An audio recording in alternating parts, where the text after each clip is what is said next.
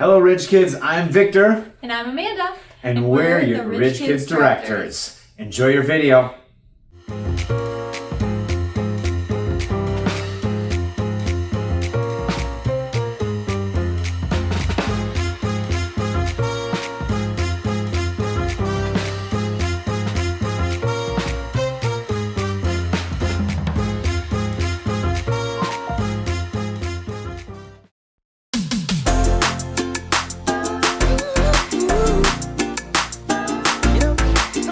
Gets hard. That doesn't mean we should give up. When the going gets tough and I wanna give up, I will trust in you. 'Cause you're always gonna lead, always gonna lead, always gonna lead me through. When I'm feeling overwhelmed and almost wanna quit, I will not give in. 'Cause you're giving me strength, the strength to start again. Singing, everybody.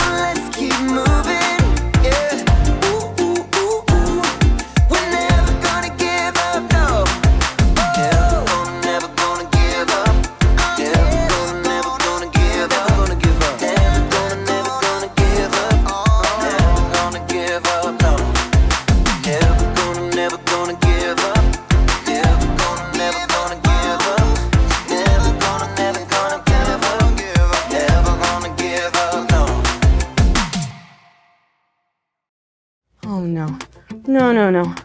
Not looking good. Oh, hey guys. This week, we're taking a look at the story about worry. Not that I ever worry. Chance of snow, sleet, hail, and ice? 99.9%! No.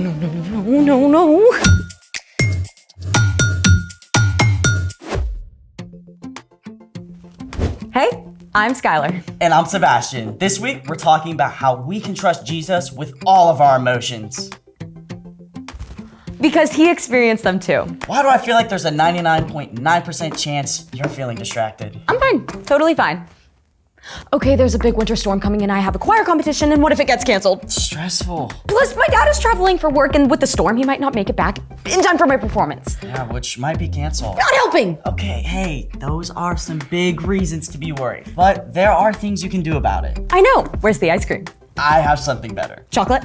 Actually, someone better. Her name is Dr. Chinwe, and she knows a lot about helping people with big emotions. Okay, I'm definitely ready. Let's meet her. Hey, Sebastian. Hey, Skylar. Thanks for coming. Nice to meet you. Nice to meet you. We are so glad to have you here today. Oh, I'm so glad to be here. So, One, could you tell us a little about who you are and what you do? Absolutely. So I'm a mental health therapist and I teach people to build good, healthy habits that include helpful ways of thinking, behaving, and coping with big emotions. So we've got some big emotions flying around today. How do you help kids and grown-ups deal with big emotions? Oh, Sebastian, that's such a great question. Well, everyone is different, so I like to use different strategies like talking, but other activities such as writing, moving your body, drawing. All of those things are really great ways to understand and express our big emotions in order to feel mentally and emotionally strong. I always think of feeling emotions, not thinking them. So how does that work? Yeah, that makes a lot of sense. So emotions and thoughts are closely related, but they are different. So for example, if we're worried about the first day of school or making friends, or like you, Skylar, worrying about your dad, those are thoughts that can cause any of us to feel sad, maybe scared, or even anxious. But on the flip side, thinking about playing with our pet, hanging with our best friends, and the best birthday we ever had might make us feel excited, joyful, or even at peace. And did you know, emotions come from our brain? What? Yes. So stress can make us feel really uncomfortable because of all the things that are happening in our brain. Let me explain. When we're stressed, that prompts the release of a bunch of chemicals in your body called adrenaline and cortisol. And some of the ways that people experience stress is feeling hot, or their heart begins to beat faster, or it can feel like they're butterflies in our stomach. Have you ever felt that before? Yes. Yes, so stress can even make us feel anxious or angry. So all this talk about stress and anxiety is kind of stressing me out. So what do we actually do about this kind of anxiety? Yeah, really good question. So I just want to share with you that God did not create us to be stressed out all the time. From time to time, stress can actually motivate us, but God has way too much for us to do to experience it all the time. So the great news is that we can learn many different ways to help calm our mind and our bodies. So as a counselor, I know that people enjoy having choices. So I'm gonna show you a couple of fun stress relief exercise that you'll have at your disposal to choose from. So you ready for the first one? Absolutely. All right, hold your finger up like this. This one is called the 5-finger breathing activity. So when you find yourself filled with worried thoughts or stressful emotions, you can begin by taking one big deep breath. Let's do it together. And then release. And let's begin this exercise. So start by tracing the base of your thumb. Let's go up. Inhale, you're doing great. Hold for just a couple of seconds and then go down. All right, let's go up. Hold for a couple of seconds. You're doing great. All right, let's go down. Again. Couple seconds, go down. And then pause. Sebastian, how do you feel? I feel great. Skylar, how do you feel? A little better. All right, so that's good. You're just noticing how you feel. So I want to teach you another exercise. This one is called the robot ragdoll. So here's the thing. Stress not only affects our minds, but our bodies too. So the next time you feel tension, maybe in your shoulders, a lot of us feel tension in our neck. I feel tension sometimes in my jaw. This is a great exercise. Here's how it works. All right, starting with your palms out while inhaling, very good. Tense your entire body like you are a stiff robot. Let's go. Hold, let's hold for about 5 seconds. I'll do a quick count. 5, 4, 3, 2, 1, and then release. Sink into that feeling of relaxation like a rag doll. So this activity can release tension in your body and it can actually be pretty fun to do as well. What do you think? I mean, I feel even That was better. a lot better. All right, choices, right? Okay, so here's the last one that I want to teach you. It's called the hot cocoa breath. So this is a great breathing activity that you can do during cooler months. That'll help you to feel calmer and more in control when you're feeling stress.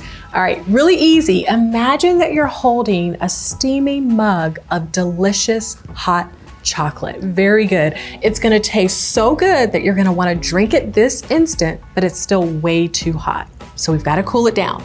So this is how we cool it down. Taking a slow, deep breath in through your nose. Yes, smell the chocolatey goodness. Notice that your mom put some cinnamon in it too. All right, hold for a count of 4. You did it. And now exhale. blowing it out.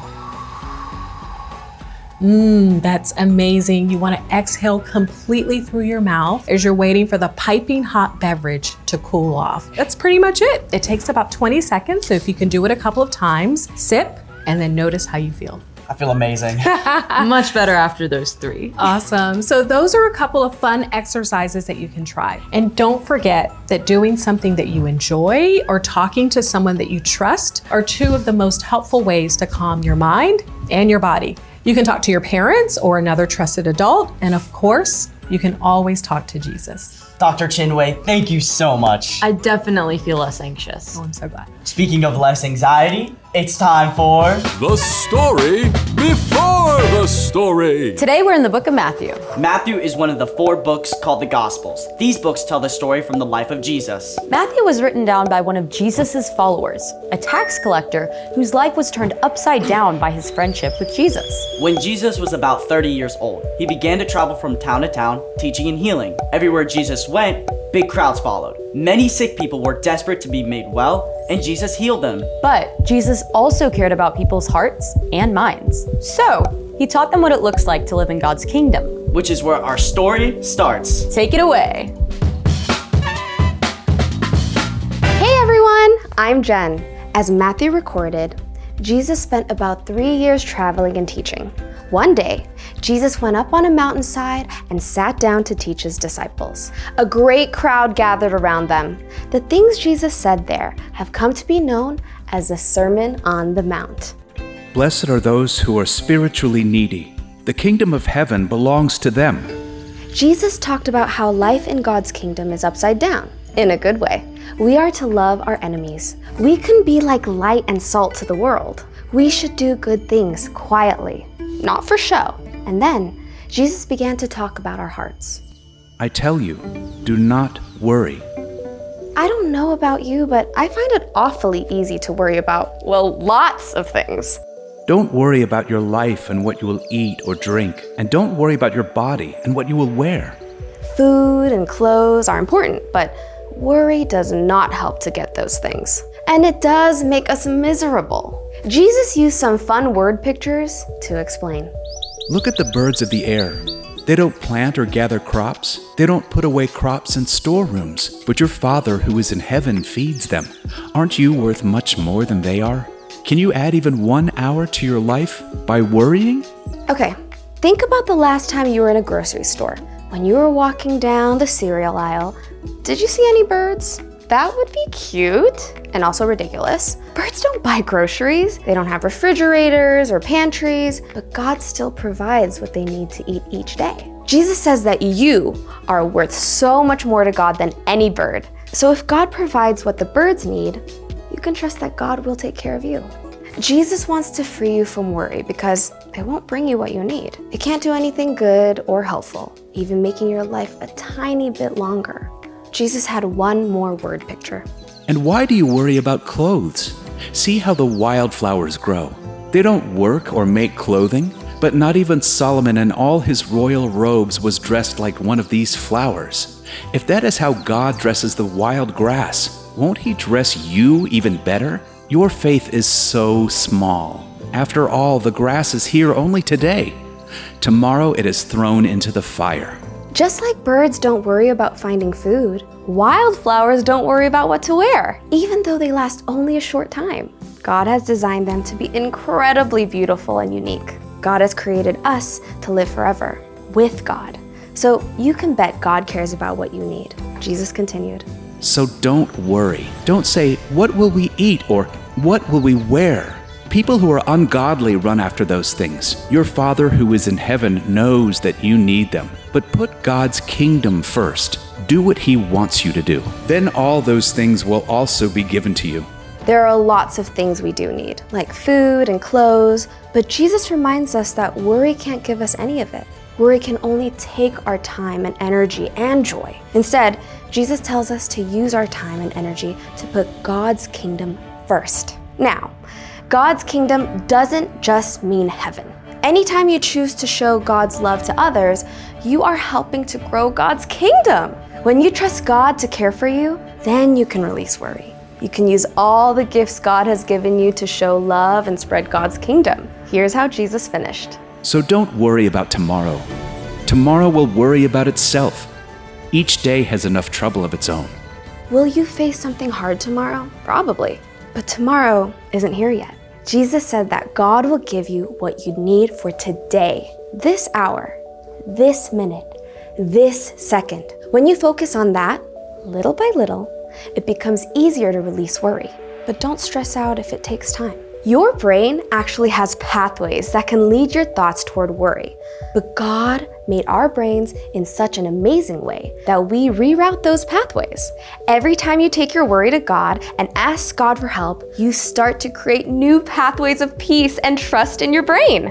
As Jesus reminds us, God loves you and knows exactly what you need. And God wants to give you the gift of living worry-free today, rather than stressing about tomorrow. The end. My brain definitely has some worry pathways. Yeah, it's super easy to get tangled up in anxious thoughts without even realizing it. God knows that. And it's why Jesus tells us to bring our worry to Him. So, what's our part in the story? Well, worry will always take you out and get you down. But God wants to give you the gift of resilience. Resilience is getting back up when something gets you down. Exactly. And we need God's help in a big way to find resilience when we're stuck in worry. Whether it's worry about something big or something small. Like forgetting your lunch at home. Or accidentally spilling juice all over your shirt at lunch. Or the kid that's been mean to you at recess. In every one of those situations, God knows you need help. You can bring your worry to God and ask God to take care of you and give you peace. And if you feel worried and anxious a lot, it's also good to talk to a trusted grown-up. That's right.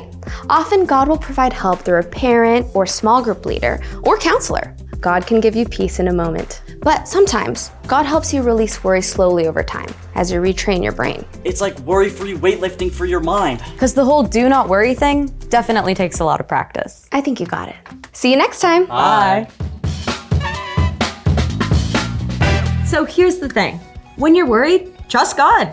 Whether you're worried about school, family stuff, Or even about the weather. You can always trust God. I made the mistake of checking the weather again. It still looks bad. before you stress out about it, I bet Dr. Chinway has something you could help out with. Yes, it's always a good idea to distract yourself when you're feeling stressed. Maybe listening to music and moving your body. Those are great ways to relieve stress.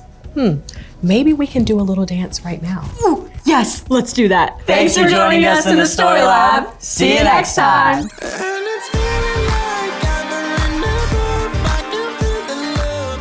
Oh yeah, it's all around.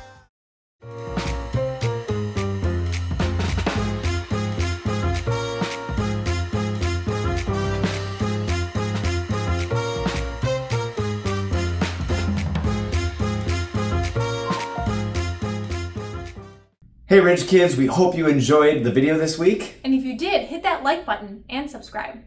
The Rich Kids videos come out on a weekly basis. So we'll see you next week. Bye!